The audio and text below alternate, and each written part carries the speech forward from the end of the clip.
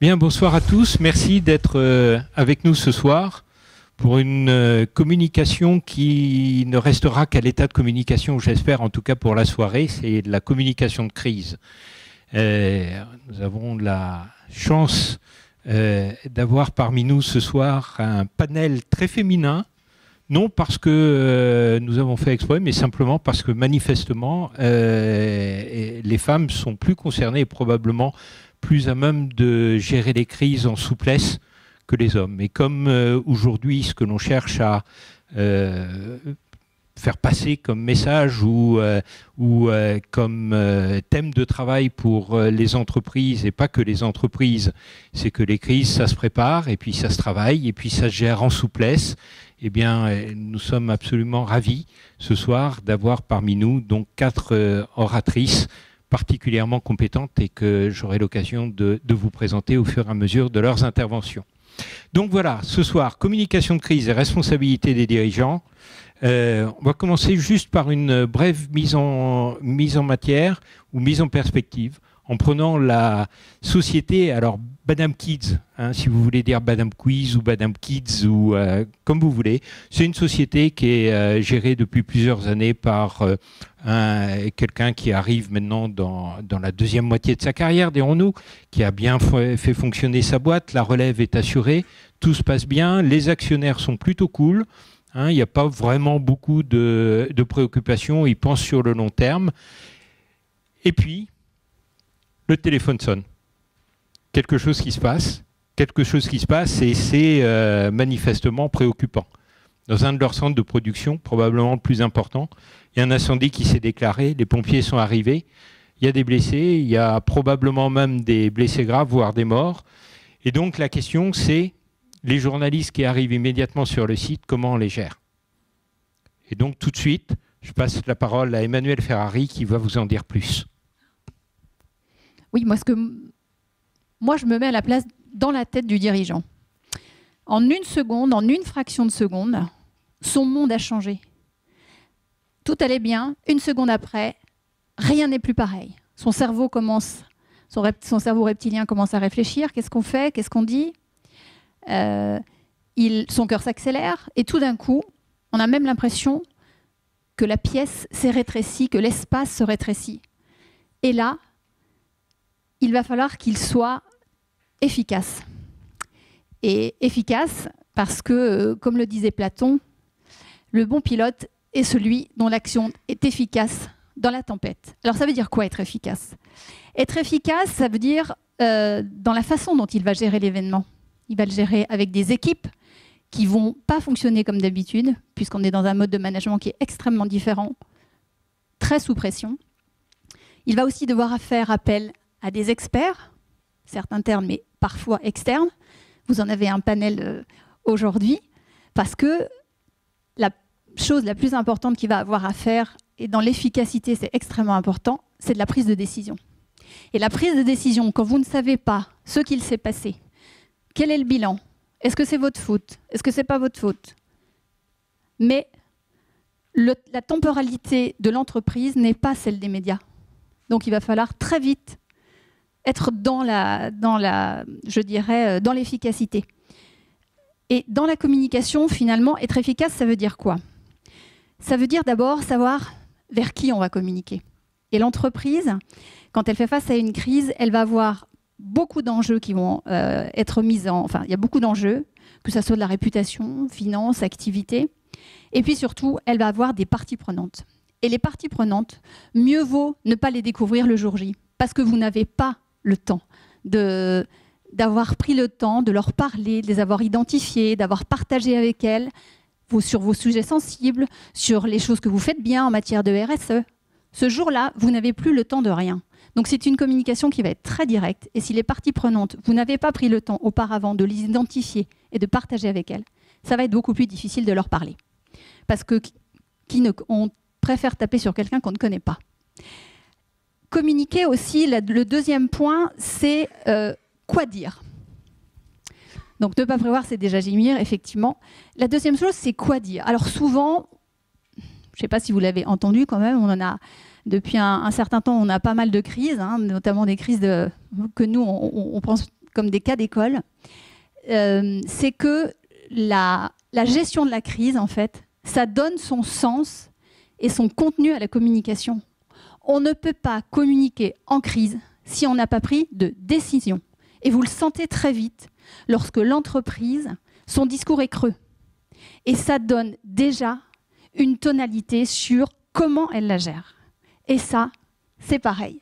S'il n'y a pas de décision, vous n'avez rien à dire. Ou vous le direz, c'est creux et mal reçu. Il y a en communication de crise, Françoise va y revenir tout à l'heure, il y a des codes à respecter. Si vous ne les connaissez pas avant, si vous ne savez pas comment on s'adresse à une entreprise, si vous continuez à faire de la promotion, à continuer votre campagne de pub qui vante vos mérites en pleine crise, vous allez avoir des problèmes. Parce que là, les réseaux sociaux, ils ne vous feront pas de cadeaux. Le dernier point que j'aborderai, c'est la question du porte-parole. Qui va parler? Et là, le président, l'actionnaire, le jeune qui a la relève, ils vont se regarder tous les trois et ils vont se dire qui? Et là encore, le choix du porte-parole, il est crucial. Et il ne faut pas se rater là-dessus. Donc vous voyez, le dirigeant, il a tout ça dans sa tête. Et lorsqu'on fait face à une situation émotionnelle, comme il y a eu des accidents industriels importants, la première communication qu'on va attendre d'une entreprise, c'est une communication vers l'humain. Parce que c'est le premier enjeu. Donc, je laisse la parole à Patricia, qui va vous expliquer effectivement en quoi il est important de communiquer. Bonjour. Alors très rapidement, on a une séquence qui est quand même relativement brève, puisqu'en fait, on va passer une dizaine de minutes ensemble. Moi, je vais vous zoomer plutôt sur le volet humain. Alors après, c'est quoi une gestion de crise ou une gestion de situation sensible sur le volet humain? On n'a pas trop répété, donc en cliquant à droite, on va dérouler le PowerPoint très rapidement. Vous l'aurez en support derrière, donc le but du jeu, c'est pas de dérouler tous les slides, mais juste de vous rappeler un petit zoom sur, en matière ressources humaines, quand on a des salariés, en quoi ça engage aussi les entreprises de façon constante, et pas que sur la gestion de crise, pas que quand il y a effectivement une explosion, c'est tout au long de l'entreprise que ça doit se mettre en place. Donc très rapidement, je vous rappelle qu'on on parle de la France, hein, on ne parle pas de dimension internationale. Depuis 2009, toute une jurisprudence, ou en tout cas l'engagement d'une entreprise, ça doit aussi, on s'occupe de la santé de ses salariés, la santé physique, mais aussi de la santé mentale. Et donc quand il se passe quelque chose de grave, effectivement, on fait plutôt appel à ce que disait tout à l'heure Emmanuel, c'est-à-dire la dimension émotionnelle. Et tout ce sujet-là, il doit aussi être appréhendé. Et donc, il ne doit pas être appréhendé de façon désordonnée, puisque je dirais qu'il n'y a rien de pire qu'effectivement quelque chose qui n'est pas coordonné. Donc, ça se prépare, on anticipe. Et effectivement, le jour J, on a les bons outils. Et effectivement, on peut appuyer sur des outils qui ont déjà été préalablement préparés. Donc, je rappelle rapidement les risques psychosociaux, c'est quoi en France? Donc, c'est effectivement très à la mode depuis 2009, puisque c'est une loi qui a été remise au goût du jour par le ministre du Travail, qui était à l'époque M. Darcos.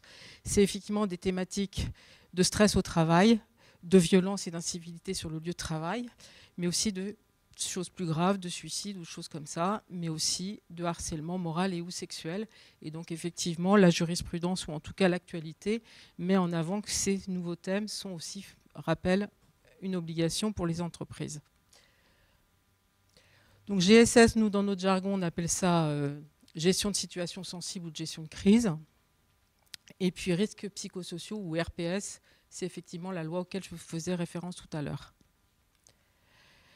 En tout cas, tout ce qui est de nature à faire une atteinte à la santé mentale et psychique des salariés rentre dans le spectre et les engagements d'une entreprise, de sa direction, et effectivement plus particulièrement de sa direction générale et de sa direction des ressources humaines. Donc pourquoi est-ce qu'on parle de ces sujets-là? Parce que quand il se passe quelque chose de grave pour une entreprise, en termes d'image, ça a juste des répercussions extrêmement importantes, puisque derrière, vous aurez des implications financières, ça veut dire désorganisation, ça veut dire absentéisme possible, ça veut dire dépression, ça veut dire effectivement pour l'entreprise une sanction financière, ça veut dire une augmentation de son taux d'accident du travail. Mais plus récemment, vous voyez aussi que quand il n'y a pas de prise en charge par l'entreprise, ça veut dire une sanction de la part de la CPAM ou de la Sécurité sociale pour d'autres. C'est effectivement un désengagement total. Donc effectivement, vous avez des sanctions financières, mais pas que. Quand on parle de choses graves dans une entreprise où ça ne se passe pas bien derrière, où on a tous en mémoire des grandes entreprises, soit dans effectivement l'industrie automobile et ou plus récemment dans la téléphonie, ça veut dire un risque d'image qui est sincère, qui est réel, c'est-à-dire qu'effectivement on ne va pas en arriver à passer à une extrémité, c'est-à-dire se suicider sur son lieu de travail. C'est juste pas entendable. Voilà. Après, le risque zéro, il n'existe pas. Et donc, c'est pour ça que c'est un métier qui est compliqué et subtil. C'est-à-dire qu'effectivement, c'est une espèce d'équilibre qu'il va falloir trouver. Donc, si on fait un zoom sur la communication, puisqu'en fait, c'est aussi le sujet de la journée, quand on parle de communication, on se dit toujours qu'est-ce que vont retenir les gens? Le verbal, c'est que 7% d'une communication, grosso modo. C'est-à-dire que peu importe les mots, peu importe ce qu'on va dire, c'est pas ce que les gens vont forcément retenir. Le paraverbal, la voix, l'intonation, le rythme, le débit, c'est plus d'un tiers du support de com, dans ce que vous dites. Mais surtout le non-verbal, c'est-à-dire les attitudes, ce qu'on décrypte, c'est plus de la moitié de la communication. Donc quand on communique, il faut toujours avoir en mémoire que l'intention, la façon dont on va le dire, comment on va être raccord avec le sujet, c'est à la limite le plus important et c'est ce que vont retenir les gens. Je vous fais un rapide zoom sur les risques psychosociaux, puisque moi, mon volet à moi, c'est plutôt le volet humain. C'est de rappeler que quand on adresse ce sujet-là, vous avez 3 grandes notions qui interviennent, le primaire, le secondaire, le tertiaire. Et une direction générale, une direction des ressources humaines doit être en capacité d'avoir adressé les 3 sujets. C'est-à-dire qu'effectivement, le primaire, c'est avant l'apparition du risque. Le secondaire, c'est que le risque est repéré. Et le tertiaire, le risque est présent. Donc effectivement, quand on déclenche une gestion de crise, on est clairement sur une intervention de tertiaire, c'est-à-dire que là, c'est une notion d'urgence. Et on doit avoir les bons outils pour être en capacité de répondre aux attentes et besoins de ses salariés. Et où, éventuellement, quand vous avez une gestion de crise avec une entreprise qui prend feu, est-ce qu'il y avait des clients sur site? Est-ce qu'il n'y avait pas des clients? Est-ce qu'il y avait des clients dans la rue? Est-ce qu'il y avait des passants? Donc, effectivement, une approche un peu systémique de la situation, c'est-à-dire qu'effectivement, il faut être en capacité d'adresser l'intégralité des gens pouvant être présents sur site ou en tout cas impliqués par la situation. Et de mettre en place des outils pour les accompagner derrière. Donc une gestion de crise, nous on la séquence toujours en 3 temps, le avant, pendant, après. Hein. On avait fait une intervention avec le médecin-chef du GIGN suite à l'affaire du Bataclan.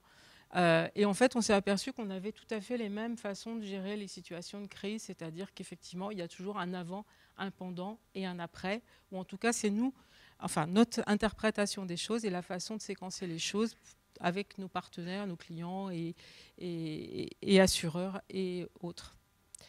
Donc l'avant, vous avez forcément une ingénierie, une communication, c'est-à-dire qu'effectivement, il faut être prêt, il faut se dire s'il se passe quelque chose de grave, qui c'est qui est aux manettes, qui c'est qui appuie sur le bouton, qui c'est qui va communiquer, comment on va communiquer, hein, avec qui, comment, pourquoi. Donc c'est hyper important, c'est-à-dire qu'effectivement, on n'a pas le temps, ce que disait tout à l'heure Emmanuel, en règle générale, le séquencement, il doit être très rapide. Nous, quand on agit effectivement sur les salariés, si on zoome plus particulièrement sur les salariés, puisque ce que m'a demandé Jean, c'était d'animer plutôt le volet humain. Alors, en règle générale, le jour J, s'il se passe quelque chose de très, très, très grave, nous, en règle générale, on ne va pas intervenir directement, puisque vous allez avoir les unités de soins sur site, les pompiers, le SAMU, donc les premiers secours. En deuxième intention, Effectivement, si s'est passé quelque chose de grave, on va accompagner l'ensemble de les équipes, les salariés, les familles, etc. Mais plutôt sur des séquences de prise en charge individuelle, parce qu'effectivement, il y a un après, la gestion de crise, il va falloir pouvoir accompagner les salariés et ou leurs familles. Donc, la plupart du temps, on a déjà préparé des dispositifs avec les entreprises ou avec nos partenaires, donc on n'invente pas l'eau chaude. On a des numéros de téléphone, on est en capacité de réagir H24, 7 jours sur 7, et soit on le fait par téléphone pour tout le monde, soit effectivement on intervient directement sur site pour les collaborateurs, pour un service, pour une entreprise en général, de façon à accompagner la thématique du post-traumatique. Je pense que de plus en plus, vous avez vu même à la télé ou dans les journaux, on voit que la prise en charge du post-traumatique est quelque chose de très très important. Je vous donnerai juste 2 chiffres qui sont révélateurs de cette situation. Il y a un fait important et une grosse avancée qui a eu lieu aux États-Unis sur des thématiques de prise en charge du post-traumatique. Ça vient des États-Unis parce qu'effectivement, suite à la guerre du Vietnam, il y a eu, alors on estime entre 2 fois à 3 fois plus de morts suite au Vietnam qu'à la guerre elle-même. Donc c'est forcément des gens qui sont revenus et qui se sont suicidés, pour faire court. Et donc la prise en charge du post-traumatique a été adressée dans les années 70-80 avant tout par les États-Unis, parce qu'effectivement, ils avaient une véritable problématique sur le sujet. Ils ont mis en place des protocoles. Et donc effectivement, nous, on s'en inspire effectivement, soit dans la prise en charge, puisque nous, on fait beaucoup d'accompagnement sur la dimension psychologique, et que la bonne nouvelle, c'est qu'effectivement, sur ces sujets-là, la prise en charge du post-traumatique est efficace. Des protocoles ont été mis en place et très très rapidement, avec très peu d'entretien, on peut prendre en charge des situations de post-traumatique individuelles. Donc sachez que jamais on efface un post-traumatique. Le but du jeu, c'est pas de resetter la personne, ça n'existe pas. Mais par contre, au travers de prise en charge de type EMDR, si vous avez entendu parler, ou hypnose, ou sophro, ou peu importe, en tout cas une prise en charge thérapeutique, où on réussit à faire en sorte que la personne va mettre sur l'étagère ce qui lui est arrivé, on ne l'efface pas, on l'apprivoise. Et en tout cas, la personne n'a plus les syndromes de post-traumatique, c'est-à-dire perte de sommeil, problème de nutrition, et effectivement, dépression possible derrière, puisque effectivement, quelqu'un qui ne dort pas s'épuise, c'est tout simple aussi. Et puis après, très très rapidement, on fait toujours un débrief avec ce qu'on a fait, comment on l'a fait, pourquoi on l'a fait, qu'est-ce qui a marché, qu'est-ce qui n'a pas marché. Et effectivement, le volet un peu débriefing, il est juste essentiel sur des thématiques d'accompagnement post-traumatique. Alors la bonne nouvelle et la mauvaise nouvelle, c'est qu'il n'y a pas de recette au sens strict du terme. C'est, je dirais, à chaque entreprise de préparer, d'avoir des approches solutions. Et en tout cas, de faire des choses qui sont toujours en cohérence avec son ADN. C'est-à-dire qu'en fait, pour rebondir sur ce que disait Emmanuel, une communication, si elle n'est pas incarnée, si elle n'est pas courageuse, si elle n'est pas portée, en tout cas, est tout de suite mal interprétée, mais de façon tout à fait simple par les gens, c'est qu'ils ne se reconnaissent pas. Et donc, quand effectivement, ce que je vous dis, c'est que l'ADN, elle doit être effectivement en phase avec l'entreprise. Les gens qui portent cette communication, ça doit se faire de façon engagée, de façon sincère et en cohérence avec les valeurs portées par le collectif et l'entreprise. En tout cas, la bonne nouvelle, nous, quand on dit ça à une entreprise, c'est que ce n'est pas parce qu'on aborde le pire que forcément il va arriver, mais qu'en tout cas, le jour où il arrive, eh ben, on a des bons réflexes, sur le volet humain en tout cas, mais en tout cas, c'est aussi une véritable et une belle opportunité pour les entreprises d'adresser aussi avec ses partenaires, avec ses partenaires sociaux, mais avec les médecins, les managers, la médecine du travail, etc. C'est un vrai sujet qui permet d'ouvrir un débat et de partager des choses sur un sujet qui n'est pas forcément une thématique simple pour les entreprises. Voilà.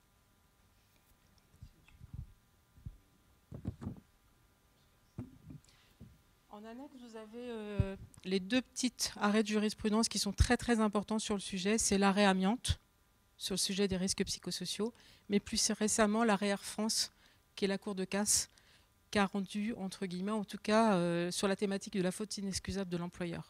Donc je ne suis pas là pour faire un cours de droit, puisque nous avons effectivement une avocate qui va intervenir sur le sujet aujourd'hui. Merci. Je ne vais pas vous faire un cours de droit.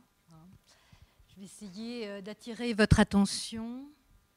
Oui, alors je ne sais pas trop, non, je ne suis pas trop technique. Voilà, je vais essayer d'attirer votre attention surtout sur quelques points. En matière d'accident, tel que le cas pratique du départ. Oui, pardon. Voilà, et sur la procédure, et sur ce que peut faire un avocat, et sur ce que peut faire un dirigeant. Bien. Alors, l'accident, quand il survient, on a bien compris, tout ce qui survient sans crier gare, c'est le désastre pour les victimes, mais c'est aussi pour l'employeur, pour les dirigeants, voilà, c'est dramatique. C'est un drame et aux conséquences humaines, quand il y a des blessés, quand il y a des morts, vont s'ajouter pour l'employeur les conséquences juridiques auxquelles il faut penser. Alors, je vais balayer rapidement la responsabilité civile pour m'attacher un peu plus à la responsabilité pénale lorsqu'il y a homicide involontaire, blessure involontaire et quand il y a mort, bien entendu. Homicide involontaire, c'est-à-dire mort d'une personne, mort de salarié, ou blessure involontaire, quand les salariés sont fortement blessés. Bref, quand il y a une atteinte à l'intégrité physique. Alors, la responsabilité civile, elle permet avant tout la réparation d'un préjudice. C'est l'entreprise qui va réparer le préjudice par le biais d'une indemnisation auprès des victimes. Et c'est surtout les assureurs, évidemment, qui vont indemniser, bien évidemment. Je sous-tends, c'est un message subliminal destiné aux assureurs. Voilà. Ça sera réparé, l'entreprise et l'assureur répara, sauf si, bien évidemment, c'est le dirigeant, quel qu'il soit, le gérant, le PDG, qui commet une faute détachée de ses fonctions et qui peut lui être imputée personnellement. D'accord ? C'est-à-dire que s'il agit en dehors de ses fonctions de dirigeant. Bien. C'est dans ce sens qu'il y aura responsabilité civile. Je viens particulièrement sur la responsabilité pénale parce que c'est le plus intéressant, surtout dans notre cas pratique. Alors, à la différence de la responsabilité civile, la responsabilité pénale, elle vise à sanctionner l'auteur des faits incriminés, soit par une amende, quand c'est bien évidemment moins grave, soit par un emprisonnement qui peut être assorti ou pas de sursis. En droit pénal, le seul fait d'enfreindre un texte pénal suffit pour que la responsabilité soit mise en cause. Et pour un dirigeant, pour une personne morale, il n'est pas nécessaire qu'ils aient participé véritablement et directement à la commission de cette infraction. Jusqu'en 1994, bon, pour certains d'entre vous, c'est un temps bien lointain, mais jusqu'en 1994, la responsabilité des personnes morales ne pouvait pas être mise en cause. Il y avait uniquement la responsabilité des personnes physiques, à savoir des dirigeants. Et puis, vu la multiplication des personnes morales, le législateur est intervenu pour étendre la responsabilité pénale aux personnes morales. Voilà, donc peut-être poursuivi, eh bien, la personne physique, en l'occurrence le dirigeant, peut-être poursuivi la personne morale et peut-être poursuivi la personne physique et la personne morale. En tous les cas, pour que la personne morale eh bien, soit poursuivie, il faut obligatoirement que la faute soit commise par une personne physique qui agisse pour le compte de la société. C'est-à-dire, la faute doit être commise par un dirigeant qui agit pour le compte de la société. Bien. Et à ce moment-là, on peut poursuivre pour la même infraction et le dirigeant et la personne morale. C'est le cas, et notamment pour le cas pratique qui vous a été évoqué en début, quand il y a une explosion, quand il y a des blessés graves, eh bien justement c'est le cas pour les atteintes à l'intégrité physique de victimes. On poursuit à ce moment-là la personne physique, dirigeant et la personne morale. C'est le cas également quand il y a non-respect de certaines règles fondamentales en matière de sécurité et en matière de santé pour les salariés. Ça devient de plus en plus important. Alors, que se passe-t-il ? Que va-t-il se passer dans notre cas à partir du moment où il y a explosion, où il y a mort ou blessé grave? Eh bien, c'est la procédure qui se met en place. Alors, contrairement aux feuilletons à la télé, comme on peut les voir, la police n'est pas toujours accompagnée par le juge d'instruction. C'est bien pour les nécessités d'un scénario, mais dans la vraie vie, c'est pas toujours comme ça. Bien. C'est le procureur de la République. Le procureur de la République, il est informé par la police ou par des plaintes qui sont déposées auprès de la police ou par des plaintes, mais là, quand il y a explosion, eh bien, il n'y a pas besoin de plainte. Il est informé par la police de l'accident qui survient. À ce moment-là, il dirige l'enquête. C'est lui qui dirige l'enquête et c'est lui, entre guillemets, le chef de la police et non pas le juge d'instruction, comme on peut voir. Bien. Il dirige l'enquête et c'est lui qui va décider, au vu de la gravité des faits, soit de renvoyer directement devant une juridiction de jugement, de renvoyer eh bien, les personnes physiques et la personne morale devant une juridiction de jugement, ou c'est lui qui va décider, si les faits sont graves, de saisir un juge d'instruction qui va ouvrir une information. C'est là qu'apparaît le juge d'instruction. Et c'est le juge d'instruction, c'est devant le juge d'instruction qu'il va y avoir les mises en examen. Et c'est le juge d'instruction qui va continuer l'enquête, interroger, mettre en examen et décider du renvoi devant les juridictions qui jugent eh bien, les mises en examen, les supposés responsables. Voilà. Le ministère public, pour la petite histoire, on appelle ça aussi le parquet parce que c'est un magistrat, le procureur de la République, qui prend des réquisitions à l'audience debout, à la différence des magistrats qui siègent et qu'on appelle les magistrats du siège. Voilà. Donc, si vous entendez le parquet, vous saurez que les magistrats du parquet, ils sont debout pour prendre leurs réquisitions. La communication, elle se gère, comme vous l'a dit mes précédentes intervenantes, elle se gère avant le déclenchement de la crise. Et il faudrait, dans le meilleur des mondes, bien entendu, que le chef d'entreprise s'entraîne aux prises de parole. Alors, où se trouve l'avocat? C'est plus tard. Où se trouve l'avocat? Quelle est la place de l'avocat? L'avocat, il est un peu partout, mais on ne le voit pas. Voilà. Il prépare, il aide, il prépare les discours pour que le discours du dirigeant soit clair, soit concerné, soit direct.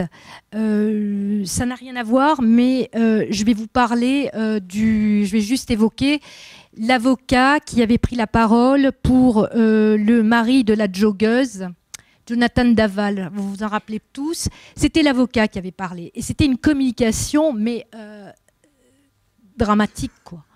Puisque, c'était une communication enfonçant le client, qui n'était pas claire, qui n'était pas concernée, qui n'était pas humaine, qui n'était pas... il n'était même pas dans le... Comment dire, dans l'empathie vis-à-vis de son client. Il n'y avait rien, c'était une communication. Voilà, il a parlé, on se rappelle de lui, peut-être pas de son nom, mais je ne devrais pas dire ça d'un confrère, mais je le dis quand même. Voilà, on se rappelle de cette communication déplorable. Alors, l'avocat, il ne doit pas parler devant les caméras, il doit laisser son client parler avec son cœur, en prenant en compte les victimes, avec un discours concerné, directement, mais il doit aider le client, le dirigeant, à préparer ses discours et devant les médias, et devant le juge d'instruction, et devant la police. Voilà comment l'avocat intervient. J'attire également votre attention sur l'importance de la prévention. Le chef d'entreprise, le dirigeant quel qu'il soit, il va devoir assurer, prévenir toute inculpation pénale. Pour ce faire, il y a un outil qui a été mis en place par la jurisprudence et qui est la délégation de pouvoir. Il y a eu une conférence, c'est ce que m'a dit M. Jean Fournier, très précise à ce sujet-là. Je vais juste revenir sur 2 points. La délégation de pouvoir, elle doit être très bien préparée. Ça ne se fait pas comme ça, sur un coin de table. C'est là qu'intervient l'avocat, bien sûr. Mais elle doit être précise et ce n'est pas pour que le dirigeant se dise « Oui, super, il y a les délégations de pouvoir, je vais pouvoir au moins, je ne serai pas inculpé ». Ce n'est pas ça la délégation de pouvoir. Ce n'est pas pour se soustraire à sa responsabilité pénale. C'est qu'un dirigeant ne peut pas être partout. Ça dépend du nombre de salariés, ça dépend de la structure de l'entreprise. Il ne peut pas être partout pour s'assurer personnellement de l'application des règles de sécurité, du respect, de la mise en place, de la formation. Le dirigeant ne peut pas être partout. Qu'est-ce qu'il fait? Il délègue ses pouvoirs et avec ses pouvoirs, il délègue une partie de ses responsabilités. Mais la responsabilité, la délégation de pouvoir est quelque chose de sérieux. Voilà, donc il y a ça, il y a la délégation de pouvoir et il y a également en amont tout ce que doit faire l'entreprise pour se prémunir contre les risques et assurer la sécurité. Alors, la prévention des risques dans l'entreprise, elle est multiple et elle est de plus en plus surveillée, elle est de plus en plus appuyée. Il y a les audits qui peuvent être mis en place et qui permettent d'identifier les risques physiques, les risques qui permettent aussi d'anticiper tous les risques. Il y a également des process qui sont mis en place également, des procédures pour que les salariés sachent comment faire. Il y a également le droit de retrait d'un salarié, la procédure d'alerte. Le salarié peut à un moment donné attirer l'attention et dire je ne veux pas continuer à travailler parce qu'il y a péril. Il y a la formation des salariés, l'information des salariés, l'obligation de formation très importante, le fait de donner des ordres clairs et précis et, comme je vous l'ai dit, la délégation de pouvoir. Donc, la formation des salariés, elle est importante, et la communication, comme vous avez dit les intervenants avant moi, la communication dans l'entreprise, elle est super importante. Si on veut le respect de certaines règles, si on veut le respect par les salariés, si on veut le respect, il faut incarner le respect. Si on veut le respect de valeurs, eh ben, il faut incarner ces valeurs, il faut être ces valeurs. Et donc, on doit respecter le salarié, et en respectant le salarié, eh ben, il y a toute la prévention, il y a la formation, et il y a également, je dirais, une déontologie. La déontologie du licenciement, en matière de licenciement, la déontologie de la formation. C'est très important pour les dirigeants d'avoir ça en tête, et surtout de l'appliquer. Je passe la parole à François. Bonsoir. Alors moi, je vais vous parler du conseil d'administration en situation de crise. Depuis tout à l'heure, on parle du dirigeant, on parle de la personne de l'ombre qui est l'avocat, mais le conseil d'administration dans tout ça, est-ce qu'il fait quelque chose ou pas? Et on va voir que si... il a un rôle évidemment à jouer, même s'il n'est pas toujours visible. Alors si vous vous souvenez, on a notre dirigeant, on a sa relève, et puis on avait les actionnaires, les pieds sur la table, hein, tout à l'heure, Jean. C'est ça. Alors, que fait un conseil d'administration? Alors d'abord, il est concerné parce qu'on vient de parler de responsabilité civile et pénale. Et donc, au conseil d'administration, on n'a que des mandataires sociaux. Donc, qu'ils soient exécutifs ou non exécutifs, ou administrateurs non exécutifs, ils sont tous mandataires sociaux, responsables donc au civil et au pénal. Donc, ils sont concernés. Premier point. Deuxième point, que fait un conseil d'administration quand tout va bien? Qu'est-ce qu'il fait? Bon, alors. Pardon? Surtout la stratégie de l'entreprise. Voilà. Bon, comme son nom l'indique, il administre avec des mandataires sociaux, exécutifs et non exécutifs. C'est une instance qui est collégiale. Et il a 4 grandes missions. L'arrêté des comptes, la nomination, révocation, rémunération des mandataires sociaux, valider la stratégie proposée par l'exécutif, effectivement, et ça a été accentué avec la loi Sapin 2, il est responsable de s'assurer de l'existence des dispositifs de contrôle interne. Donc on voit bien que quand on parle de contrôle interne, on est en train de parler d'une crise, d'une explosion, et de la gestion des risques. Contrôle interne, gestion des risques. Donc le conseil va être concerné. Alors en temps normal, donc quand il n'y a pas de crise, donc avant la crise ou après la crise, hein, on parlait d'avant et après, comme vous disiez tout à l'heure, en temps normal, le conseil travaille sur le temps long. Il valide la stratégie. Il travaille sur le temps long avec ce triptyque. Il est chargé de contrôler le contrôle interne, de challenger la stratégie. Et il y a une dimension sur laquelle on va revenir qui est le soutien aux dirigeants, à l'exécutif. Ça, c'est le triptyque d'une gouvernance. Donc, le conseil travaillant sur le temps long, on ne le voit pas forcément. On parle de communication et notamment, on y reviendra, suivant qu'on a une gouvernance duale ou qu'on a un PDG ou un président d'un exécutif et un DG, on ne voit pas forcément le conseil d'administration prendre la parole. Qu'est-ce qui se passe en temps de crise? Là, on a notre usine qui vient d'exploser. Eh bien, le temps bascule, c'est ce que vous disiez tout à l'heure à l'introduction, le temps bascule.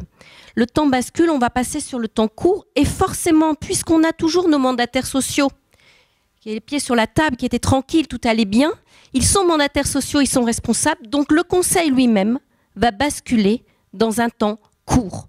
Comme il bascule dans un temps court, il se retrouve dans le même temps, dans la même échelle de temps que la direction générale, que l'exécutif. Donc, qu'est-ce qui va être fondamental? La coordination, et on va y revenir sur la communication. Ça va être absolument fondamental, la coordination entre les dirigeants et le conseil d'administration. Pourquoi? Pas parce que les médias ne vont pas se gêner pour solliciter les différents mandataires sociaux et les membres du conseil d'administration quand il y a crise. Et puis, parce que le dirigeant va être extrêmement sous pression. Et qui dit sous pression Le rôle du conseil d'administration est là fondamental parce qu'on l'a vu tout à l'heure, le dirigeant, il a beaucoup à faire à l'intérieur, à l'extérieur, et c'est très compliqué. Donc le rôle du conseil est fondamental en situation de crise, ça ne se voit pas forcément. Mais le soutien qu'apporteront l'ensemble des membres du conseil d'administration aux dirigeants, qui est très exposé en interne, vis-à-vis de ses clients, vis-à-vis des médias, des politiques, de la justice, est fondamental. Mais le conseil a aussi un rôle à jouer et dans la préparation et dans la prévention. Alors, pourquoi le conseil il a un rôle dans la prévention? Eh bien, dans sa mission de contrôle, et tu le disais Sylvie, dans le cadre de la gestion des risques, il doit s'assurer de l'existence des dispositifs de contrôle interne. Le conseil, dans son ensemble, ne fait pas, c'est bien la direction générale, le comité exécutif, mais il doit s'assurer de l'existence de ces outils, avec une revue notamment de la cartographie des risques, qui peut être fait soit en comité d'audit quand il existe, soit globalement en conseil d'administration, et la revue des dispositifs. Est-ce qu'il existe effectivement, on l'a évoqué, des dispositifs de gestion de crise? Est-ce qu'il existe? Quels sont les dispositifs locaux sur site? Alors là, on est en France, mais le conseil doit s'assurer qu'il existe des dispositifs dans l'ensemble des pays où l'entreprise exerce son activité. Qu'est-ce qui remonte au niveau corporate? Qu'est-ce qui reste au niveau des pays? Quelles sont les règles, la politique interne, les déclencheurs, et qu'est-ce qui doit être partagé avec le conseil d'administration? Qu'est-ce qui reste au niveau de la direction générale? Quand est-ce que la direction générale sollicite, mobilise, appelle, partage avec le conseil d'administration? Tout ceci, ça se passe en phase de prévention et ça se prépare et ça se travaille avec une revue au minimum annuelle. Alors, quand il y a crise, la crise est là, donc on a BFM, on a nos blessés, on a peut-être quelques morts. Vous disiez, il y a avant, il y a pendant, il y a après. Alors moi, je dis, pendant la crise, il y a aussi 3 phases pendant la crise. Il y a une première phase, ça vient de péter sur le site en France. C'est la première phase, c'est ce que j'appelle contain the damage, contenir les dommages. Il faut savoir... Et le conseil, c'est la mission du conseil de récupérer l'information au plus vite. Qu'est-ce qui se passe exactement? Est-ce que ça a pété dans un site et est-ce que ça peut encore péter sur le site d'à côté et encore à côté? Qu'est-ce qui s'est passé? Et donc, ça veut donc dire qu'il faut être capable de diligenter, c'est la mission du conseil, l'ensemble des audits qui seront nécessaires le plus vite possible. J'ai les 3 phases. D'abord, donc, contain the damage, éteindre le feu. J'appelle toujours cette phase comme ça, c'est là, c'est de circonstance, puisqu'on a un vrai feu. Et la sortie de crise. Alors, contain the damage, contenir les dommages, c'est exactement avoir un état des lieux précis de la situation et des risques de propagation de la situation. Est-ce que ça peut encore prendre feu sur le site d'à côté? Et donc, diligenter très rapidement les audits nécessaires. Ça, c'est la mission de contrôle du conseil. Il peut arriver qu'on a eu des manquements graves en termes de sécurité, en termes de qualité, en termes de dispositifs, de respect des réglementations. Et il faudra, le cas échéant, prendre des dispositions.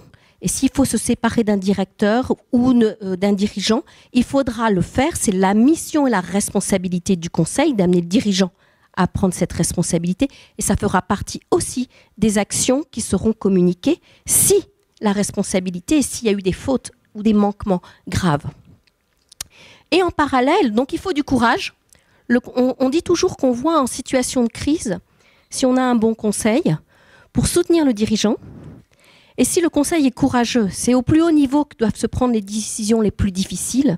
Et si le conseil n'est pas courageux, c'est difficile de demander à un dirigeant d'être courageux tout seul, et encore plus dirigeant, plus on descend dans l'organisation et aux équipes opérationnellement, il y a un devoir d'exemplarité au niveau du conseil.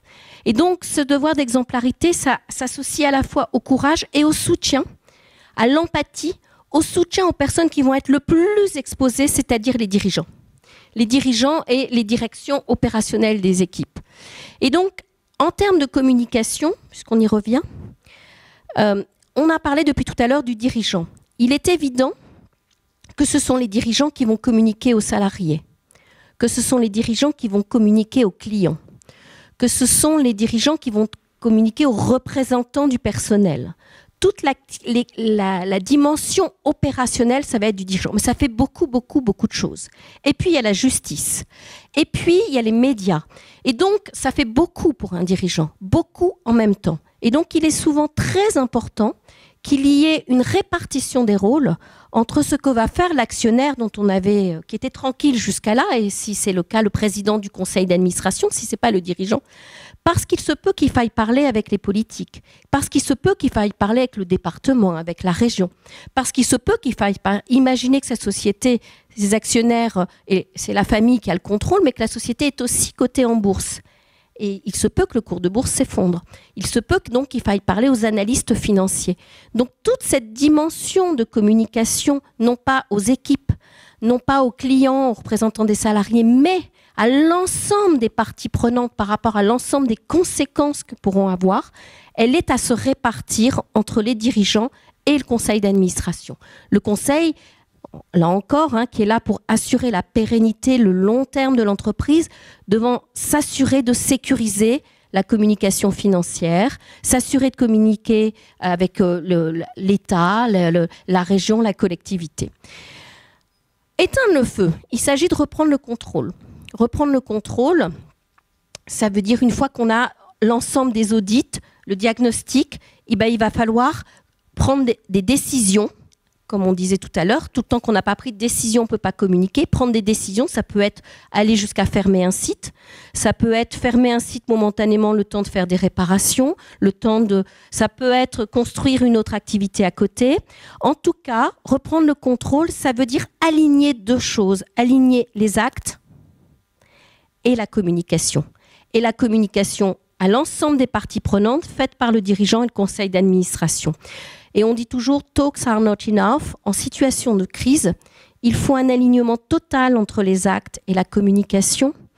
Vous parliez d'incarnation. Et on est redescendu dans le temps court. Donc la communication, ça peut être de dire, voilà, nous avons diligenté un audit, nous attendons pour telle date le retour de l'audit sur tel site. En parallèle, en précaution, nous avons diligenté des audits sur nos 3 autres sites pour nous assurer de ce fait isolé. Et 3 jours après, reprendre la communication. Nous avons décidé de fermer momentanément ce site. Donc action et communication. Sortie de crise, là encore, c'est une articulation entre le conseil d'administration et le comité exécutif. Il faut en parallèle, l'exécutif, c'est la responsabilité de l'exécutif, mener un fonctionnement de type service des urgences, ça va d'un hôpital, c'est-à-dire qu'on est en crise, donc le temps a basculé, donc il s'agit de s'occuper de tous les blessés, s'occuper des familles, de toutes les personnes concernées. Ça, c'est vraiment la mission de l'exécutif, tout en, le business continue, tout en continuant de délivrer ce qu'on appelle business as usual aux clients, en communiquant aux clients. Mais donc, il faut être capable de piloter les équipes pour apporter des réponses humaines, gérer l'urgence, et l'entreprise ne doit pas s'arrêter pour autant. Il y a ce bon curseur dans la communication entre le fait que ce qui est prioritaire, ce qui est fondamental, c'est la gestion de l'urgence, mais que les équipes retournent au travail dans un contexte qui a été sécurisé après la phase de contenir les dommages, et que l'entreprise va continuer son activité. Piloter des progrès, c'est-à-dire que quand on communique, quand on définit des actions, il faut des indicateurs pour mesurer qu'on retourne à une situation normale, pour que le conseil d'administration puisse revenir sur un mode normal, c'est-à-dire là où il est moins visible. Ça veut dire quoi, ça ? Ça veut dire que pendant une situation de crise, un conseil d'administration peut se réunir physiquement ou par téléphone tous les jours, toutes les semaines, tout le temps qu'on n'est pas en sortie de crise. Là où dans un mode normal, il se réunit tous les mois, ou tous les 3 mois, tous les 2 mois. Donc il est vraiment redescendu sur le temps de l'exécutif. La communication, j'en ai un peu parlé, donc alignement fondamental entre les messages de la DG et le message du président de conseil. Oui.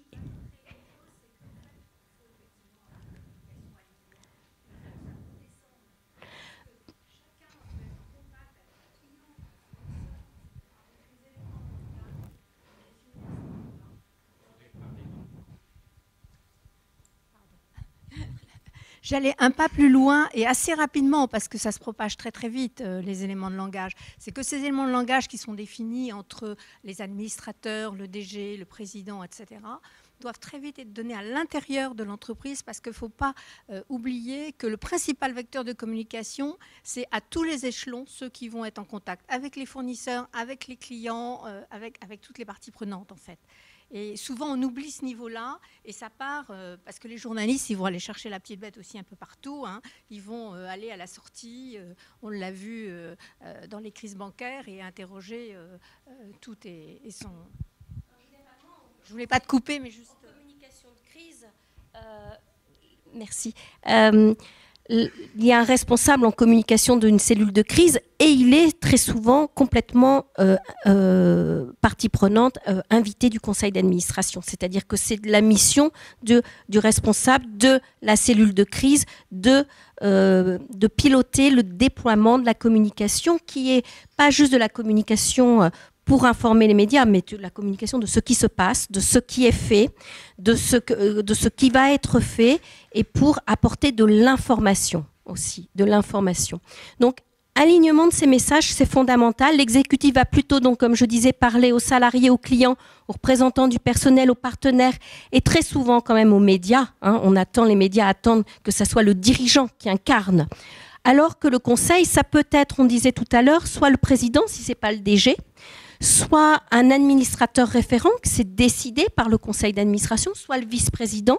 Mais en tout cas, le conseil va décider qui est habilité à parler aux médias. Je peux vous dire qu'en tant qu'administrateur, j'ai été confrontée à différentes crises avec décès de personnes. Et on est en tant qu'administrateur, alors qu'on n'est généralement pas sollicité, été sollicité par Mediapart en l'occurrence. Je ne sais pas s'il y a du Mediapart dans la salle, mais on est appelé. On est appelé, et donc c'est fondamental qu'il y ait cette solidarité et ce respect. Par contre, la personne habilitée par le conseil à communiquer communiquera aux actionnaires, aux institutionnels, aux marchés financiers, aux politiques. On voit bien tout ce qui est vraiment du ressort de la stabilité, de la pérennité de l'entreprise, pas des opérations. 2 points majeurs sur lesquels je voulais insister, qui sont assez classiques en situation de crise, c'est ce que j'ai appelé le déni. Au départ, l'usine a explosé. L'usine est complètement conforme en tous les audits qualité, sécurité, etc. Et donc, le premier réflexe, c'est de dire, mais on est tout bien, on a tout bon, tout va bien, et c'est certainement pas très grave. C'est un réflexe très humain en situation de crise, de se dire, mais on a tout bien fait. Le sujet de la crise, c'est pas d'avoir bien fait ou mal fait, c'est le temps a basculé, la situation a basculé, et donc ne pas prendre la mesure d'une gravité assez vite, en fait, ça va rallonger le temps de gestion de crise, ça va augmenter la complexité, ça va susciter du doute, et donc la mission d'un conseil d'administration, c'est de véritablement s'assurer et challenger le dirigeant pour qu'il prenne conscience à la hauteur du risque, de l'ampleur de la situation. Et ça, c'est vraiment très classique, le déni. Regardez toutes les crises, là on parle d'une explosion, mais on parlait d'une crise bancaire, etc. On a toujours fait comme ça, on est en règle, tout va bien. On peut parler de Lactalis ou autre. Le déni est le premier réflexe humain. C'est très difficile on parlait après d'empathie, mais il faut prendre acte de la crise. Ça a basculé. Deuxième sujet, le sujet de la gestion de la confidentialité. On l'a vu, c'est des situations très très graves. Il y a des responsabilités qui vont être en jeu. attention aux cellules de crise, on manipule de l'information, il y a de l'information attention au respect, il y a des personnes, il y a des noms, il y a des audits, il y a des diagnostics, et il y a beaucoup d'émotions, et il y a crise. Donc attention à piloter tout ceci dans le respect de la déontologie et de la confidentialité. Voilà ce que je voulais partager. Donc vous voyez, le conseil d'administration a son rôle à jouer, même si vous ne l'entendrez pas parler. Et je passe la parole donc à Corinne. Merci. Bonjour à tous. Alors moi, je vais descendre sur le terrain. Je vais quitter le conseil d'administration dont on a vu qu'il avait un rôle actif. Et je vais partager avec vous quelques éléments sur le rôle de l'assureur en gestion de crise. Je vais vous proposer de voir ça en 2 temps. Tout d'abord, de décliner les mesures qui vont être prises en situation d'urgence. Et on fera bien sûr un zoom sur les aspects communication. Et vous verrez que moi, j'ai beaucoup insisté sur la communication interne et sur la relation entre l'assureur et l'assuré, puisqu'on a vu que la communication externe était préparée et surtout très accompagnée. Et puis on regardera un petit peu aussi, comme on a pu le voir, même si on sait que ce qui est important dans les crises, c'est se préparer. On sait que quoi qu'il advienne, il y aura toujours de l'imprévu, mais c'est sûr que c'est en se préparant et en tirant les expériences, les enseignements de nos expériences, qu'on arrive à être meilleur à chaque fois. Alors l'assureur aujourd'hui, c'est plus un payeur, c'est un partenaire. Et c'est d'abord un partenaire dans les risques d'entreprise. Alors vous allez me dire, partenaire, non, en général, l'assureur, c'est un voleur, c'est caricatural. Non, parce qu'en fait, en gestion de crise, on a les mêmes intérêts que l'industriel. On veut limiter la crise, on veut faire une sortie de crise la plus rapide possible et on veut limiter les conséquences de cette crise. Donc on a finalement des intérêts complètement convergents. On va agir autour de 4 axes, qui sont finalement les 4 axes qui sont pour nous l'action du quotidien. D'abord, mettre en place une gestion spécifique à l'événement. Ensuite, mettre en place, quand je dis ensuite, c'est en parallèle, une équipe dédiée. Une équipe dédiée qui, de préférence, connaîtra nos clients ou, à défaut, connaîtra son activité industrielle. On va chercher, évidemment, des solutions les plus simples et les plus rapides, tout en sachant qu'on est dans des situations sous stress, comme ça a pu être dit tout à l'heure, et sous tension. Et puis on va évidemment nous attacher à maintenir de la transparence et de la confiance dans nos relations. Alors, évidemment, toutes ces promesses et ces activités-là prennent un sens tout particulier lorsque la crise survient. La première chose que je voudrais dire, c'est que finalement, quand je regarde notre activité au quotidien, quand je vois l'importance des impacts, les conséquences des événements subis par les industriels aujourd'hui, j'avoue que la gestion de crise n'est pas si facile à dissocier de la gestion d'un sinistre traditionnel. Finalement, est-ce qu'un événement, quel qu'il soit, n'est pas déjà une crise? Alors si je devais caractériser la crise, je dirais qu'il y a clairement un besoin d'action immédiate, dans l'urgence, dans un contexte d'incertitude, pas de déni. Un événement d'ampleur pour l'entreprise.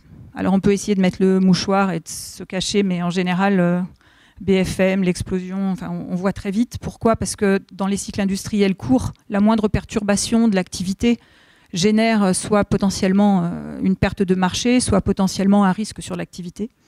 Un risque de réputation, souvent. Et puis souvent aussi le fait que l'accident ou l'événement cause des victimes humaines. Alors, 2 exemples évidents, l'accident de transport, accident d'avion, accident de train, ça c'est évidemment une crise. Et puis on a aussi autre exemple, pour rebondir sur un exemple qui a été cité, le retrait d'un produit alimentaire avec évidemment potentiellement des conséquences plus ou moins graves, mais quand vous touchez l'humain, c'est toujours grave sur des personnes. Donc la crise va être caractérisée par une spirale d'événements, tout va être précipité, tout va être vite disproportionné, il va falloir agir en urgence. Alors la première mesure qu'on va prendre, elle est simple. Ça va être d'identifier dans nos équipes la personne qui va prendre en charge la gestion de la crise. Donc on les appelle les 4 leaders chez nous, des inspecteurs. C'est des gestionnaires de sinistres, comme on dit dans notre jargon, des personnes qui sont expérimentées de la gestion des situations, de la gestion d'accompagnement de nos assurés dans des situations de crise. Ils sont entraînés. Ils ont l'expérience d'avoir vécu ce type de situation et surtout, ils sont partout dans le monde. parce qu'on a de moins en moins, et ce n'est pas vrai que pour les grandes entreprises internationales, on a de moins en moins d'industries qui sont limitées à un pays. Je dis souvent, le cloud, comme on appelle ça aujourd'hui, c'est intangible, c'est universel, c'est même plus que mondial. Mais quand vous regardez les activités des entreprises, ou même ce qui peut se passer par une intoxication alimentaire, combien d'entre nous vont peut-être voyager demain et vont avoir le déclenchement du repas qu'on a eu ensemble à l'étranger après-demain? Donc on a une équipe internationale. Donc la première chose, c'est identifier notre gestionnaire de crise. La deuxième action, ça va être tout de suite, immédiatement, la mise en place de mesures d'urgence. Donc en général, nos assurés ont un contact 24/24 avec nos gestionnaires. Et compte tenu des informations qui nous sont présentées, on identifie les premières mesures. Alors en fonction de la taille de l'entreprise aura souvent pris elle-même ses premières mesures. Ça va être par exemple protéger son outil industriel, sauver ce qui peut être sauvé de ses stocks. Quand on aura éteint le feu, essayer d'assécher tout ce qui peut être mouillé. Mais ça va être aussi, lorsqu'il va y avoir un événement générant des victimes, un accident de transport par exemple, mettre très très vite, pour ne pas dire immédiatement, en place des dispositifs d'accueil pour ces victimes avec des prises de contact. On va mettre en place des centres d'appel, des centres d'écoute, quelquefois simplement des centres d'information, mais ce n'est pas simple pour pouvoir gérer des milliers d'appels de personnes qui veulent savoir si oui ou non elles sont concernées, elles sont impactées ou si elles ont un droit à indemnisation. Après ces premières mesures d'urgence qui auront déjà créé un premier embryon d'équipe, je dirais, puisque en général, on ne fait pas ça tout seul, on fait appel à des prestataires, à des experts qui vont sur place aider l'assuré, qui, comme je le disais, a lui-même déjà souvent pris ses premières mesures aussi. On va identifier ce qu'on va appeler l'équipe de crise. Le pivot, le premier interlocuteur important, ça va être d'identifier chez l'assuré la personne avec laquelle on va pouvoir avoir un contact privilégié. Et puis, on identifiera aussi l'ensemble des acteurs qui sont susceptibles d'intervenir à la crise, cette équipe étant à taille variable et pouvant évoluer dans le temps. Un interlocuteur chez l'assureur, un interlocuteur chez l'assuré, des interlocuteurs sur le terrain, des avocats, des cabinets de conseil. Ce qui va être important, c'est la mise en place d'une relation privilégiée avec l'industriel. Comme je le disais, il faut qu'on arrive à travailler en confiance, qu'on arrive à travailler en transparence. La constitution de cette équipe, la création d'un écosystème solide, qui soit agile, qui soit réactif, et qui, côté assureur comme côté assuré, ait le pouvoir de prendre des décisions, ou d'aller chercher la prise de décision là où elle doit être, au moment où il le faut et rapidement, sera clé dans la gestion de la crise. Maintenant qu'on a constitué l'équipe, un petit zoom sur la communication. Alors je ne vais pas vous parler de la communication externe, un petit peu quand même, parce que BFM est là. Mais je vais d'abord vous dire que la communication, elle commence d'abord par nous-mêmes. C'est-à-dire qu'il faut qu'on soit en ordre de marche, qu'on ait en interne, que ce soit chez l'industriel ou que ce soit chez l'assureur, des dispositifs de gestion qui nous permettent de prendre des décisions, qui nous permettent de réagir et qui nous permettent de trouver des solutions lorsque des questions se présentent. Donc la communication, j'ai envie de dire, commence par nous-mêmes. Le deuxième axe important, ça va être la relation de confiance et de transparence qu'on va avoir avec l'industriel. Tout ne va pas forcément être couvert. Les dispositifs de gestion de crise, selon les événements, vont pouvoir être pris en charge pour tout ou partie, certaines fois pas du tout, par le contrat d'assurance. En règle générale, on prend des mesures, on mesure assez rapidement l'impact que ça va avoir, tant financier que les conséquences positives qu'on cherche à obtenir. Et il est important qu'on soit transparent sur l'impact ultérieur que cela pourra avoir. En général, ça ne change pas nécessairement la prise de décision, mais c'est important qu'on puisse rapidement déterminer si c'est blanc, si c'est noir, ou s'il y a, comme on dit souvent, une zone grise dont il faudra qu'on discute ensemble. Cette communication et ce lien de confiance s'établit d'autant mieux qu'on a pu, par le passé, gérer des crises, mais aussi simplement des sinistres, puisque, on le sait bien dans la vie, rien n'est blanc, rien n'est noir. On a souvent à travailler ensemble pour trouver des solutions aux différentes situations. La gestion des médias sera aussi évidemment un élément clé. je ne vais pas insister puisqu'on a des professionnels. On verra aussi après comment rater notre crise. Donc on prendra cet aspect-là sous l'angle inverse. J'insiste cependant sur 2 choses. Le fait que l'assureur peut apporter certaines fois un regard externe.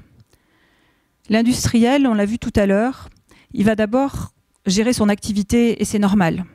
Il va gérer son image avec sa voie professionnelle à lui, dans son propre référentiel, dans son propre écosystème. En revanche, dans son activité, il n'a pas forcément la gestion des victimes.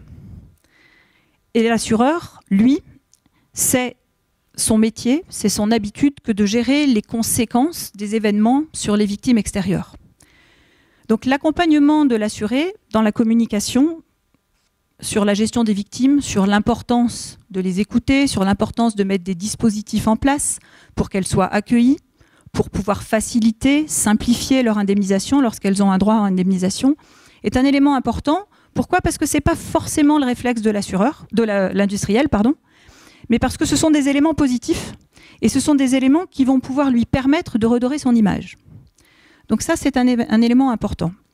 Le deuxième élément que je voudrais souligner, qui va avec cet élément-là, mais qui a un petit côté potentiellement un petit peu plus négatif, c'est qu'on n'a pas toujours des intérêts complètement convergents dans l'indemnisation des victimes. En règle générale, alors il y a des accidents type accident de transport de passagers. En général, des lois ou des conventions rendent le transporteur responsable de la sécurité des passagers qu'il transporte. Donc là, on ne se pose pas la question de savoir s'il faut gérer ou pas les victimes. Évidemment, l'assuré doit en prendre soin, et donc l'assureur, avec l'assuré, va mettre en place des dispositifs pour simplifier, accélérer et s'occuper des victimes. Ensuite, on a vu tout à l'heure, Maître Abdelkader nous a présenté tout le système judiciaire. Les procédures pénales, alors qui d'ailleurs pas souvent, qui n'ont aucun lien avec l'indemnisation des victimes, même si certaines associations ou certains conseils ont tendance à dire le contraire. Mais quand on rentre dans une spirale infernale de détermination des responsabilités, on peut alors mettre en risque la crise, la gestion de la crise elle-même, puisque si on attend, si je prends l'exemple d'un accident d'avion, les procès pénaux, quand ils interviennent, je n'oserais même pas donner de chiffres. C'est plusieurs années avec un grand S à plusieurs et un grand S à années. Ça peut même se compter quasiment en 10 ans, si je regarde les derniers événements qui ont pu avoir lieu, pour avoir un procès pénal et donc déterminer la responsabilité entre le transporteur, le constructeur ou qui a pu participer à l'accident d'avion. Et donc notre objectif là va être vraiment de mettre en place une indemnisation des victimes. Et là aussi, encore une fois, d'être très transparent avec l'assuré sur le fait que cette indemnisation, et encore une fois, je dis, on le fera dans la mesure du possible. Dans certains cas, quand il n'y a aucune responsabilité de l'assuré et pas nécessairement de droit à indemnisation immédiat, on pourra certaines fois nous organiser pour, je dirais, éviter de le faire. Mais en tout état de cause, lorsqu'il y a un droit à indemnisation des victimes, on va s'organiser pour que ces victimes puissent être indemnisées indépendamment des responsabilités, et pour que ce soit dans un second temps que les responsabilités ayant été établies, les payeurs, et donc souvent les assureurs et potentiellement l'assuré, puissent récupérer la part des fonds qu'ils n'auraient pas dû débourser initialement. Alors, si je regarde un petit peu la préparation, alors on retrouve, je vais pas, le cercle habituel, on anticipe, on prépare, on répond, et puis bien sûr, on tire les enseignements. Alors chez nous, quand est-ce que ça commence ? En fait, ça commence avec l'industriel au moment où il vient, entre guillemets, acheter son contrat d'assurance. On lui fait la promesse d'une gestion de sinistre, on lui fait la promesse d'une gestion de crise, et avant même qu'il signe, on vient lui présenter ce qu'on entend par là. Quel est le dispositif qu'on met en place, quelles sont les équipes qu'on va mettre en place, et quelle est l'expertise qu'on a dans son domaine d'activité. Ce qu'on fait aussi avec lui, c'est ce qu'on appelle des scénarios testing. Alors là, on n'est pas tout à fait en crise, on est assis tous autour d'une table, normalement, calmement, et puis on déroule un scénario de crise. Alors ça peut être l'entreprise, je ne sais plus, et on va regarder, chacun avec le contrat d'assurance et avec les conseils, donc en général l'industriel, son courtier, quelquefois des avocats, comment on va répondre dans les faits, mais aussi juridiquement et donc financièrement aux situations. Donc là, on est dans le concret. Je disais, ça va, en général, on s'entend bien. Ça permet quelquefois de mettre en évidence ce qu'on pourrait appeler des trous de garantie ou des éléments qui ne seront pas couverts. L'intérêt, c'est qu'on commence la confiance, on commence la transparence. Ces éléments-là sont connus. Ensuite, charge à l'industriel et à son courtier de demander ou non une évolution de ces garanties d'assurance pour pouvoir les poser. Et puis on fait aussi, cette fois-ci plus sur demande, voire même par surprise de nos assurés industriels, on fait aussi des simulations de crise. C'est-à-dire qu'on peut nous appeler pour nous dire qu'il y a eu un accident industriel ou qu'il y a eu un crash, un accident, et nous demander de réagir. Alors on nous dit assez vite qu'on est en simulation, mais on déroule.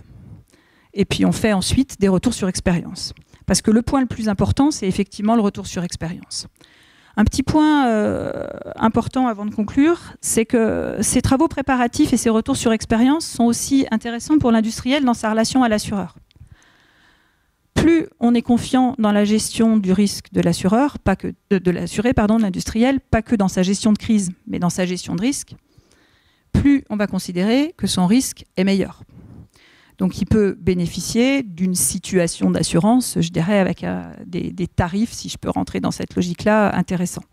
La deuxième chose aussi, c'est plus on travaille ensemble sur les réponses aux crises, plus on est transparent, moins on a de surprises et plus on peut adapter les garanties. Et plus aussi, on peut travailler sur les aspects de prévention, que ce soit sur les sites industriels, que ce soit sur la gestion de crise ou que ce soit en collaboration. Voilà, donc en conclusion, je dirais, assureur, assuré, finalement, on a les mêmes préoccupations. C'est limiter la crise, limiter ses conséquences et sortir au plus vite de cette crise en préservant l'image et la réputation. En tant qu'assureur, on va apporter notre expertise, des hommes, une équipe dédiée, des prestataires extérieurs.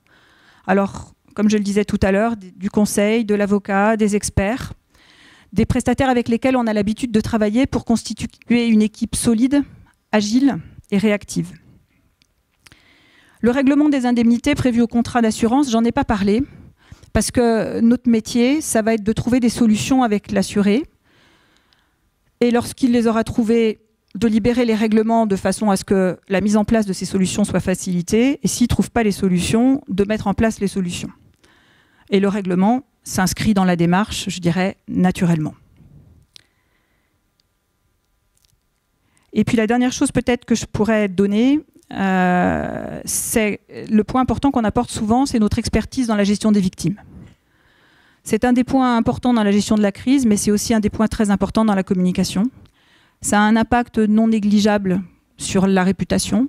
Là aussi, intérêt convergent, parce que c'est la réputation de l'industriel, de notre assuré, mais aussi la réputation de l'assureur, puisque, et particulièrement avec la nouvelle loi sur la protection des données, c'est l'assureur qui va intervenir auprès des victimes, qui va écrire directement. Et donc là encore, on a une très très très forte communauté d'intérêt, puisqu'on met nous aussi notre image au service de la gestion de ces victimes.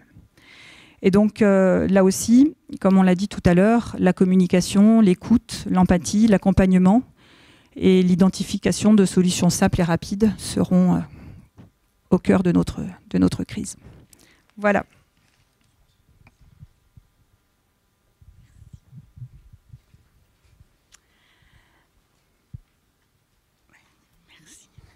Alors, nous, en tant qu'agence de conseil en gestion et communication de crise, on accompagne naturellement des entreprises quand elles se retrouvent en crise à deux niveaux. Quelquefois, on est le coordinateur de la cellule de crise. En tant que coordinateur de la cellule de crise, Patricia va peut-être pas me contredire, c'est-à-dire que quand on est sous le coup d'une émotion très forte, parce qu'il vient de se passer une explosion sur son site, on perd la mémoire. Alors, les membres de la cellule de crise peuvent se réunir naturellement, ils ont préparé ça dans leur dispositif de gestion de crise, mais ce qui peut arriver, c'est qu'ils oublient. Alors nous, on coordonne un petit peu tout ça, puis on les aide à dire ce serait peut-être bien que vous appeliez l'assurance, parce que, et puis le reporting vers les administrateurs, ce serait pas mal non plus. Et puis l'avocat, pour peut-être, naturellement, il va falloir rédiger de la communication, et puis voir si ce qu'on écrit, ça rentre dans un cadre légal qui ne va pas porter atteinte à l'entreprise. Voilà, alors on intervient aussi naturellement sur la communication, parce que la communication, c'est la bête noire des entreprises. Quand on parle de la communication externe et des médias, il y a même certaines entreprises qui décident qu'ils sont en crise, ils qualifient un événement de crise parce que les médias sont au courant, parce que les médias vont les solliciter. Bon, chacun fait comme il veut. Donc, les 5 meilleures façons de rater une communication de crise, avec notre expérience de 10 ans dans le domaine, on a fait un petit résumé, on ne vous en donnera pas au début, on avait listé presque 20. Donc, c'est vraiment attendre. Maintenant, il y a pas mal d'entreprises qui font ce genre de choses, c'est-à-dire se dire, ah là là, on attend parce qu'on n'a rien à dire. C'est pas parce qu'ils sont de mauvaise volonté, mais on n'a rien à dire. Qu'est-ce qu'on peut dire? Les médias nous sollicitent, on ne sait pas quoi dire. Alors, nous, on préconise naturellement le message d'attente, celui qu'on a sous le coude, qui va être très factuel et qui va permettre naturellement de donner un premier message pour montrer que dès les premiers instants, l'entreprise prend en considération et prend la mesure de ce qui vient de se passer, naturellement. Voilà. Ensuite, il y a aussi le déni. Alors là, les autres intervenantes en ont parlé pas mal. C'est vrai que souvent, ça ne peut pas nous arriver. Les premières parties de la réunion de la cellule de crise, c'est de dire c'est pas possible que ce soit chez nous. Alors, une explosion, on la voit quand même par la fenêtre, mais il y a tout un tas d'autres sortes de crises. C'est pas possible. On a tout fait. Bon, c'est pareil. Hein, c'est toujours fait avec. On se dit oui, c'est sûr, on a fait tout ce qu'il fallait. Il y a beaucoup d'entreprises qui font beaucoup de choses en prévention. Et quand elles se retrouvent dans cette situation, elles ont un petit peu du mal à ouvrir les yeux et à se dire oui, ça nous arrive à nous aussi. Donc, ou bien c'est le déni, ou bien on minimise. Si on prend quelques petits exemples, Volkswagen, par exemple, avait un petit peu minimisé les choses. Hein, c'est-à-dire, oh oui, on a merdé, c'est ce qu'ils ont dit. C'était quand même beaucoup, pas forcément ce que les gens attendaient. Voilà. Donc quand le DG arrive et la première prise de parole, c'est juste de dire, écoutez, c'est pas très grave, on a merdé. Bon. Alors ensuite, il y a quelque chose d'autre qui se passe, c'est accuser les autres. C'est pas de notre faute. Il y a un cadre réglementaire qui est beaucoup trop strict. Alors nous, on a du mal à le suivre. Il y a les autorités, ça doit être de leur faute. Il y a les concurrents, les fournisseurs. Voilà, on préfère penser que ça pourrait être la faute de quelqu'un d'autre. Bon, et puis la réalité revient. De toute façon, à un moment, on est replongé dans cette réalité. On se dit non, il va falloir retrousser ses manches. On est bien là où on doit être en ce moment. Après, il y a mentir. C'est vrai qu'il y a des entreprises qui mentent. Ça, c'est l'effet boomerang. Avec maintenant la possibilité d'interroger tout le monde. Vous parliez des salariés, mais quelquefois, on va même chercher les anciens salariés pour pouvoir les interroger et leur dire « mais il s'est bien passé ça ». Ah bah oui, naturellement. Et puis les lanceurs d'alerte qui vont commenter ce qui se passe quand il y a une crise. Vous avez tout un tas de gens qui commentent et qui ont des choses à dire. Donc, voilà comment ça se passe. Donc du coup, le mensonge, illico presto, paf, retour dans les gencives. Voilà. Et puis aussi choisir le mauvais porte-parole. Je sais pas, on a vécu cette crise Lactalis, ça en est un exemple. Il y a des bébés qui sont à l'hôpital, hein, généralement protéger les nourrissons, ça fait quand même partie des choses primordiales dans la vie. Et puis il y a des bébés qui sont à l'hôpital, des familles qui sont très inquiètes. Et puis on sort le directeur de la communication, qui n'a pas forcément tellement envie de parler. Donc là, la prise en compte de la mesure de la crise, elle n'a pas été totalement bien prise en compte dès les premiers instants. Voilà. Alors, c'est vrai que faut quand même reconnaître qu'une crise, ça peut arriver à tout le monde. Hein. Toutes les entreprises, s'il y a un tremblement de terre ou et que votre usine est impactée par ça, c'est quand même pas de votre faute. Bon, et puis quelquefois, c'est pas une question de faute, c'est juste une question, on verra après qui sont les responsables, il va falloir gérer. Et pour gérer, pour faire une communication adaptée, il est nécessaire d'être ce qu'on appelle congruent. On en a déjà parlé, c'est-à-dire qu'il va falloir être en accord entre ce que vous dites et ce que vous faites. En communication de crise, il y a un point absolument crucial, c'est de ne pas se retrouver dans ce qu'on appelle le croisement cynique. C'est-à-dire, vous dites quelque chose, mais vous avez fait le contraire et vous êtes en plein dedans dans une crise dans laquelle vous allez vous retrouver quand même assez mal. Alors c'est bien d'avoir des politiques RSE.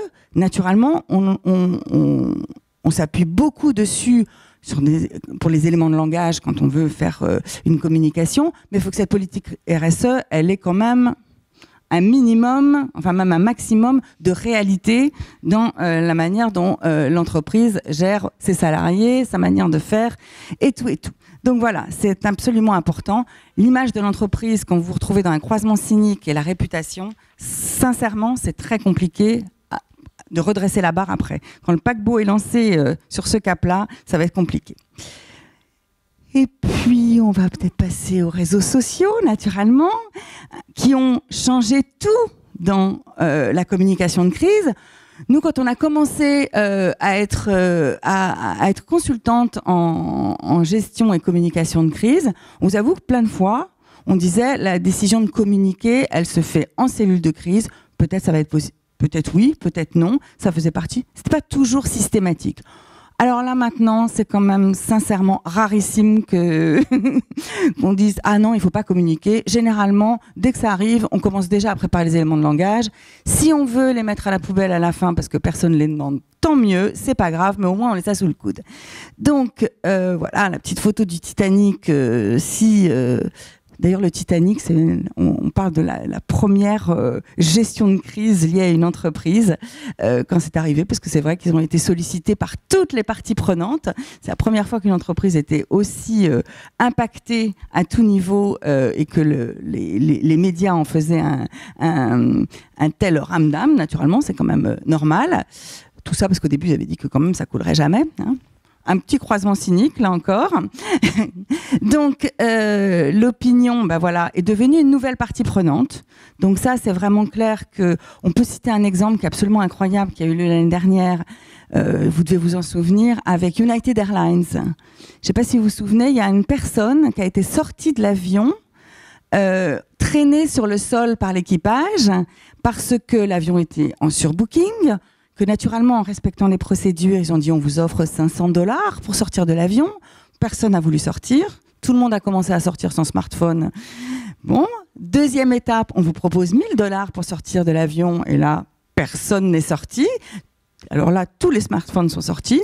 Et donc, ils ont appliqué la procédure. La procédure dit qu'il faut aller chercher le service d'ordre de l'aéroport. Ce qu'ils ont fait, je crois que c'était à Chicago, ce qu'ils ont fait. Et ils ont sorti le type ensanglanté. Ça a eu un effet sur la réputation de United Airlines assez important, vous l'imaginez, et sur d'ailleurs tout la filière du transport aérien qui a été obligée quand même de revoir ses règles sur le surbooking. Voilà, donc on voit bien que les choses, elles se passent avec une précipitation. Maintenant, on sait que les entreprises, quelquefois, elles nous disent « Ah mais non, on ne peut pas répondre pour l'instant, on n'a rien à dire ». En revanche, on s'attend à ce qu'une entreprise réponde sur les réseaux sociaux, aux États-Unis, peut-être pas encore en France, mais on n'est pas loin, en 1 heure, quand les crises arrivent par les réseaux sociaux et par Twitter en particulier. Donc vous voyez que la nécessité de réagir extrêmement rapidement et d'être très réactif, elle est plus que jamais importante. Donc, c'est sûr qu'être réactif, c'est important. Il y a une possibilité, hein, c'est vrai qu'il y a des bons codes à respecter. Une communication de crise, elle s'appuie sur des faits. Il faut avoir un discours factuel. Voilà ce qui est arrivé. Sans déni, sans minimiser. On revient à ce qu'il y avait avant. Hein, un discours factuel, un discours d'action. Qu'est-ce qu'on a fait ? Et qu'est-ce qu'on va faire pour que ça ne se reproduise pas ? Naturellement, la partie émotionnelle, elle est extrêmement importante à prendre en compte. On imagine, avec l'exemple qu'on avait chez Badam Kids, que la première prise de parole du DG ou du mandataire social qui avait les pieds sur son bureau, ça va être quand même de s'adresser aux victimes, aux salariés, aux familles des victimes. C'est normal, c'est comme ça que ça se passe. Et puis, faut que ce soit acceptable. Il faut que le discours, on puisse l'entendre. On ne pourra pas effacer la crise. En revanche, c'est vrai qu'on peut en limiter les impacts si on arrive à communiquer de manière efficace, un petit peu sioux, et en étant vraiment dans une posture de transparence. On s'aperçoit souvent, pas de transparence forcément, parce que transparence, c'est un grand mot, mais peut-être au moins de sincérité. Quand vous dégagez une certaine sincérité, ça passe déjà beaucoup mieux. on voit souvent les entreprises, quand elles essayent de rédiger des communiqués de presse parce qu'il leur arrive quelque chose, au bout d'un moment, elles font quand même la promo de leur entreprise. Ah ben oui, mais on est quand même les plus forts. C'est pas le moment. Il faudra le faire après, à un autre moment, quand ça ira mieux. Pour l'instant, on est vraiment sur la défensive. On essaye de faire en sorte que on explique ce qui se passe. On est factuel, sincère. La sincérité, elle est importante. Je ne sais pas si vous avez vu Mark Zuckerberg dans ses différentes interviews. C'était du grand art de la communication de crise. On était vraiment dans tout ce qu'il y avait de plus pointu en communication de crise. Le problème, c'est que la première fois, c'est passé, puis après, on commence à voir que c'est quand même un peu un robot et que ça devient... la sincérité, elle est un petit peu loin et on commence à ne plus y croire. Donc, c'est quand même important d'incarner, on revient toujours à des mots-clés qui ont été prononcés par tout le monde, incarner un véritable discours qui soit cohérent, en cohérence avec les valeurs de l'entreprise, pour pouvoir se sortir d'une situation un peu délicate, naturellement. Merci à nos intervenantes. Donc, par ordre d'entrée en scène, j'allais dire Emmanuel Ferrari, Françoise Abécassi, Patrice Acat, Françoise Abécassi, Dominique Drouillon, Corinne Souzareski et Françoise Sens. Merci à elles. Je vous propose de les applaudir.